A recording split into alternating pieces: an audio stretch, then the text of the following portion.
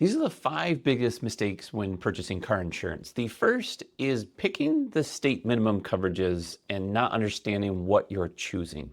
So in each state, there's different rules or different guidelines. States like Michigan have something called personal injury protection. That's more of a medical coverage. States like Texas have PIP as well, but it's a different version. They also have medical payments. States like Arizona have also med pay options where you can have none.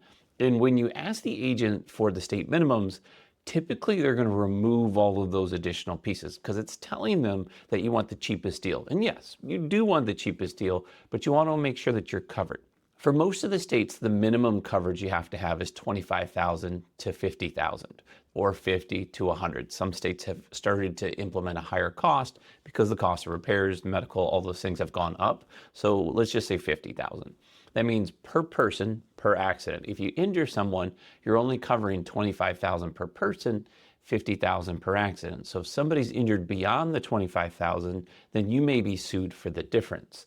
The bigger piece is when you do the 25/50, there's one other number that people aren't considering. It's the other slash. So 25 a person, 50 an accident, and then 25 is typically the property damage is the max that you can have. Please don't tell me it's 10,000 on yours because you're really at risk if that's the case. That's called property damage. So if you damage someone else's car, that property, then you're liable for that amount. Most cars are worth more than $10,000 driving down the road. You hit a nice SUV, a good BMW, you're probably over $50,000 to repair that vehicle. So having $50,000 is almost not enough. And to be honest with you, in most states, increasing that coverage doesn't necessarily make a big difference in the cost. That's where your agent's going to come in and help give you that advice and play with the numbers and try to figure out, okay, which company are we looking at? Which is the best fit? What's the cost, the profile of the person, which is you, and what is the best benefit? So what's the best bang for the buck? How do we get the cheapest, but not lose the coverage that we're looking for? The second is not shopping around enough. I honestly love it when I talk to customers and they've been with a company for 30 years. That means they're going to stay with you for a long period of time. That's great. There's that longevity. And the old style of insurance used to be the good old boy network, where if you stay with the agent, they'll tweak everything every year and make it perfect. And that is the case for most independent agents. They can bounce around from company to company if need be, and that does happen and it can save you money. But at the end of the day, usually you want to shop every 3 to 5 years to make sure that you do have the good rates and that it's not so much that someone's cheaper. Some companies have better fits for different people, depending on the location, the insurance score, the type of vehicles you have, the risk profile of you and your family, your household, that's going to be different for each company. Now, what most people don't realize is the actual numbers that play a factor is most people are paying 30% more than they're supposed to for insurance. It's because they haven't shopped enough, or at least talked to their agent enough to see if there is anything better out there. If you're shopping every year, most articles are going to say every single year, and it's just a hassle to me. It's probably just a hassle on your end to kind of keep shopping and having to think of that all the time. It's for those that want to, there you go. But in most cases, most average people are paying 30% more, getting a 30% savings, an average of $400+ per year of a savings when you do find the right fit company for your scenario. If you are looking for a new agent or wanting to shop with an independent agent, that's somebody that can check all of those major companies. We're looking at Nationwide, we're looking at Safeco, we're looking at Liberty Mutual, we're looking at National General, sometimes Cure Auto, depending on the state you're in. All of those major companies all state and those major options that are available for you. I'll put a link in the description below where you can work with an independent agent that can help shop those and see if there is a better fit for your scenario. The third biggest mistake that people make is choosing a high deductible without having enough savings to cover the deductible. Having honestly more than $1,000 deductible most of the time doesn't make sense. Yes, you can go $1,500, sometimes $2,500. And if you have a young driver, then yes, that might make more sense to keep the costs down without having to switch companies. But most of the time, going from $1,000 to $1,500 or more isn't going to make enough savings where it makes a big difference.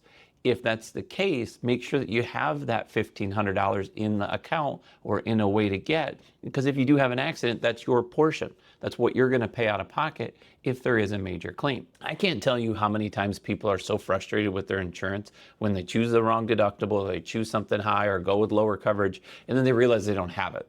That's kind of the give and take you have to test on what you're comfortable risking to what you're willing to pay out of pocket.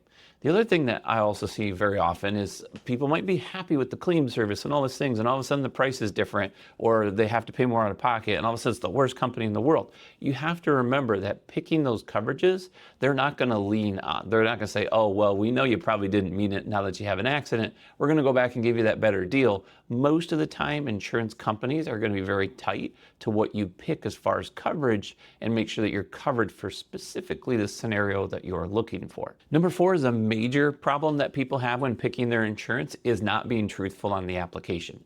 You are asked how many miles you drive, how many people are in the household, if there are any non-drivers in the home. In some states like Michigan, again, like have PIP in the medical, how many people that don't have or are underage, all of those things that play a factor. Most of the time, most people don't realize that it doesn't even raise the price. So having those answered questions sometimes don't even make a big difference. But there are the scenarios where, yes, driving low mileage will help get a discount with a lot of companies. Not all, but there's a good amount of them that do low mileage discounts. If they start tracking it, which don't get me wrong, they 100% are, they're checking your oil changes. If it's a company that reports your oil changes, which a lot of them do, and they're checking to have you fill out that this is what I agreed upon. They're checking the VIN to make sure that's accurate, checking all of these things that may give you a discount, which are good to have, but you have to make sure that you're truthful in it because it could end up being denying your claim if you've given false information. If they realize that this was purposely what we call a rate evasion. Now, I have to be honest with you, these are kind of articles that are going to talk about that. And yes, the claims 100% can be denied, and then you got to fight them, all of those things. Most of the time, the state is going to force them to have to pay the claim because it was supposed to be covered at the incident, but they may make you pay back all of the pieces that you weren't covered for. It's a hassle. You're going to have to get denied first. You're going to have to fight it, get a lawyer, all of those things. And then you got to go back and forth. And then if the state allows it, they're going to get you the credit where you have to pay the insurance company and then they have to pay the claim. And that's even if it's approved. It can be denied. There are articles and lawsuits that have happened where they were denied because the application wasn't accurate and drivers or non-drivers weren't or were listed and they just weren't covered incidences. That's similar to going back to the first piece. Do you have the right coverage? If you don't have the right people and the right policy in place, having the right coverage doesn't matter because now most things or more scenarios aren't even covered in the first place. The 5th common mistake that most people make when purchasing car insurance is not annually reviewing your policy.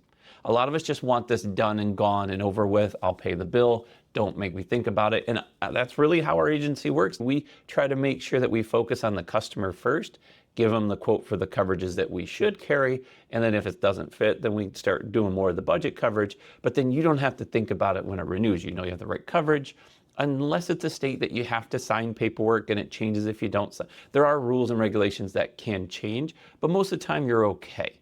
But if you don't review it with your agent annually, then you probably may be missing either a new discount or something may have changed, or maybe you were at a risk that you didn't think you were. All those things are beneficial. So having a 5 to 10 minute conversation with the agent does matter.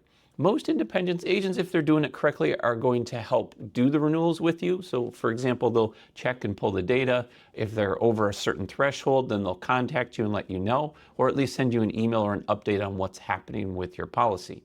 Let me know in the comments below, what are some major pieces that you thought that insurance companies should be doing, or that you think a new person purchasing insurance should be thinking of when they have a policy, whether it's in a renewal or if it's just purchasing their first type of insurance, or in general, what you see most common mistakes are. If you are wanting to learn more about what coverages you should carry, we talked about that in the beginning, I've got my Car Insurance 101 that's going to go further in depth. If you need extra discounts and you're looking for a better way to get some deals, we've also got our discount video here that will be very helpful as well. I'm Mark with Think Insurance. I'll see you in the next one.